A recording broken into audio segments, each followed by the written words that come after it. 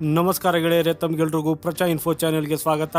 So ಗೆಳೆಯರೇ, China, Russia ಮತ್ತು ಉತ್ತರ ಕೊರಿಯಾದ ವರ್ತನೆಗಳನ್ನು ತಡೆಯೋದಕ್ಕೆ ಏಷ್ಯಾ ಪೆಸಿಫಿಕ್ ಪ್ರದೇಶದಲ್ಲಿ ಅಮೆರಿಕ ತನ್ನ ಮೀಡಿಯಂ ರೇಂಜ್ನ ಮಿಸೈಲ್ ನಿಯೋಜಿಸಲು ಹೊರಟಿದೆ.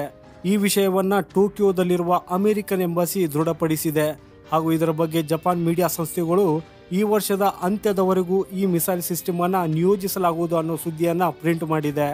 ಚೀನಾದ ವರ್ತನೆಗಳ ಮೇಲೆ ಕಡಿವಾಣ ಹಾಕುವುದು ಅಮೆರಿಕದ ಪ್ಲಾನಿಂಗ್ ಆಗಿದೆ. ಆದ್ದರಿಂದ ಅವರು ಡಿಸೆಂಬರ್ 2024 ವೇಳೆಗೆ ಸ್ಥಳದಿಂದ ಲಾಂಚ್ ಆಗುವ ಮೀಡಿಯಂ ರೇಂಜ್ನ ಮಿಸೈಲ್ ಅನ್ನ ಏಷ್ಯಾ ಪೆಸಿಫಿಕ್ ಪ್ರದೇಶದಲ್ಲಿ ನಿಯೋಜಿಸಲಿದ್ದಾರೆ. ಕಳೆದ ವರ್ಷ ಅಮೆರಿಕ ಇದನ್ನು ಘೋಷಿಸಿತ್ತು. ಆದರೆ ಈ ವಿಷಯ ಇನ್ನೂ ದೃಢಪಟ್ಟಿರಲಿಲ್ಲ. ಈಗ ಅದು ದೃಢಪಟ್ಟಿದೆ. ಆದರೆ ಯಾವ ಮಿಸೈಲ್ ಸಿಸ್ಟಮ್ ಅನ್ನ ನಿಯೋಜಿಸಲಾಗುವುದು ಅನ್ನೋದನ್ನ ಇನ್ನೂ ಬಹಿರಂಗಪಡಿಸಲಾಗಿಲ್ಲ. ಆದರೆ ಅಮೆರಿಕದ ಹತ್ತಿರ ಒಂದು ಅತ್ಯುತ್ತಮ ಟೈಫೂನ್ ಸಿಸ್ಟಮ್ ಇದೆ. ಮೊದಲನೆಯದು ಇಂಟರ್ಸೆಪ್ಟರ್ ಮಿಸೈಲ್ ಆಗಿರುವಂತಹ ಸ್ಟ್ಯಾಂಡರ್ಡ್ ಮಿಸೈಲ್ 6, ಇದನ್ನು SM-6 ಅಂತಾನೂ ಹೇಳಲಾಗ್ತದೆ. ಮತ್ತು ಎರಡನೆಯದು ಟಾಮ್ ಹಾಕ್ ಕ್ರೂಸ್ ಮಿಸೈಲ್. ಈ ಮಿಸೈಲ್ಗಳ ರೇಂಜ್ 500ರಿಂದ 2700 ಕಿಲೋಮೀಟರ್ವರೆಗೂ ಆಗಿದ್ದು, ಜಪಾನ್ ಅಥವಾ ದಕ್ಷಿಣ ಕೊರಿಯಾದಲ್ಲಿ ಎಲ್ಲಿ ಬೇಕಾದರೂ ಇದನ್ನು ನಿಯೋಜಿಸಿದರೂ ಇದರಿಂದ ಚೀನಾದ ದೊಡ್ಡ ಪ್ರದೇಶಗಳು ಕವರ್ ಆಗಿಬಿಡ್ತದೆ. ಇಷ್ಟೇ ಅಲ್ಲದೆ ಸೌತ್ ಚೀನಾ ಸಮುದ್ರದಲ್ಲಿ ಚೀನಾ ತನ್ನ ಕ್ರಮಗಳನ್ನು ಕೈಗೊಳ್ಳಲು ಸಾಧ್ಯವಾಗುವುದಿಲ್ಲ. ಯಾಕಂದರೆ ಅವರು ಇದರಿಂದ ನಿರಂತರವಾಗಿ ದಾಳಿಯ ಭಯದಲ್ಲಿರ್ತಾರೆ. ಇಷ್ಟೇ ಅಲ್ಲದೆ ಈ ಮಿಸೈಲ್ಗಳನ್ನು ಪ್ರೊಸಿಷನ್ ಸ್ಟ್ರೈಕ್ ಮಿಸೈಲ್ PRSM ಇಂದಲೂ ಕೂಡ ಅಳವಡಿಸಬಹುದಾಗಿದೆ. ಈ ವರ್ಷದಲ್ಲಿ ಈ ಮಿಸೈಲ್ಗಳನ್ನು US ಸೈನ್ಯದಲ್ಲಿ ಸೇರಿಸಲಾಗುವುದು. ಹಿಮಾರಸ್ ಸಿಸ್ಟಮ್ ಇಂದ ಈ ಮಿಸೈಲ್ಗಳನ್ನು ಲಾಂಚ್ ಮಾಡಬಹುದು. ಇವುಗಳು 500 ಕಿಲೋಮೀಟರ್ ವ್ಯಾಪ್ತಿ ಹೊಂದಿರುವ ಅತಿ ವೇಗದ ಮಿಸೈಲ್ಗಳಾಗಿವೆ. ಆದರೆ ಈ SM-6 370 ಕಿಲೋಮೀಟರ್ ರೇಂಜಿನ ಮಿಸೈಲ್ ಆಗಿದೆ. ಜಪಾನು ಈ ಮಿಸೈಲ್ ಸಿಸ್ಟಮ್ನ ಬೇಸ್ ಆಗಿರಲಿದೆ ಅನ್ನೋದನ್ನು ನಂಬಲಾಗಿದೆ. ಈ ಸಿಸ್ಟಮನ್ನು ಗುವಾಮ್ನಲ್ಲಿ ಶಾಶ್ವತವಾಗಿ ನಿಯೋಜಿಸಲಾಗುತ್ತದೆ.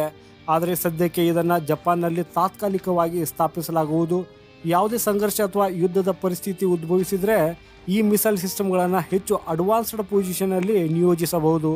ಒಂದೆಡೆ ಭಾರತ ಚೀನಾ ನಡುವೆ ವಿವಾದ ನಡೆಯುತ್ತಿದ್ದರೆ ಇನ್ನೊಂದೆಡೆ ಚೀನಾ ತೈವಾನ್ ಮೇಲೆ ನಿರಂತರ ಸಂಘರ್ಷ ನಡೆಸುತ್ತಿದೆ. ಆದ್ದರಿಂದ ಅಮೆರಿಕ ಈ ರೀತಿಯಾಗಿ ಚೀನಾ ಮೇಲೆ ಒತ್ತಡ ಹೇರುವುದಕ್ಕೆ ಯತ್ನಿಸುತ್ತಿದೆ. ತೈವಾನ್ ಕೊಲ್ಲಿ ಮತ್ತು ಸೌತ್ ಚೀನಾ ಸಮುದ್ರದಲ್ಲಿನ ಘರ್ಷಣೆಗಳು ಮತ್ತು ವಿವಾದಗಳನ್ನು ಕೊನೆಗೊಳಿಸಲು ಈ ಕ್ಷಿಪಣಿಗಳನ್ನು ನಿಯೋಜಿಸುವುದು ಅಗತ್ಯವೆಂದು ಪರಿಗಣಿಸಲಾಗಿದೆ. ಆದ್ದರಿಂದ ಚೀನಾವನ್ನು ಶಾಂತವಾಗಿರಿಸಲು ಈ ಕ್ಷಿಪಣಿಗಳನ್ನು ಚೀನಾದ ರಾಜಧಾನಿಯನ್ನು ಸುಲಭವಾಗಿ ಗುರಿಯಾಗಿಸುವಂಥ ಸ್ಥಳದಲ್ಲಿ ನಿಯೋಜಿಸಲಾಗುವುದು. ಅಂದರೆ ಇದಕ್ಕೆ ಜಪಾನ್, ಫಿಲಿಪೀನ್ಸ್, ದಕ್ಷಿಣ ಕೊರಿಯಾದಂಥ ಸ್ಥಳಗಳು ಸೂಕ್ತವಾಗಬಹುದು. ಅದಕ್ಕಾಗಿ ಅಮೆರಿಕ 2019 ನಂತರ ಒಂದು ಹೊಸ ಕ್ಷಿಪಣಿಯನ್ನು ತಯಾರಿಸಿದೆ. ಈ ಕ್ಷಿಪಣಿ ಮೀಡಿಯಂ ರೇಂಜ್ನ ಆಗಿದೆ.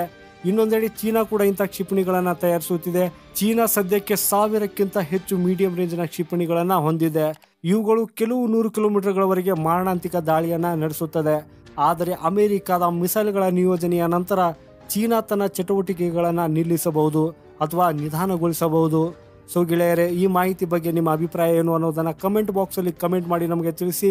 ಈ ವಿಡಿಯೋ ಇಷ್ಟವಾದರೆ ಲೈಕ್ ಹಾಗೂ ಶೇರ್ ಮಾಡಿ. ನಮಸ್ಕಾರ.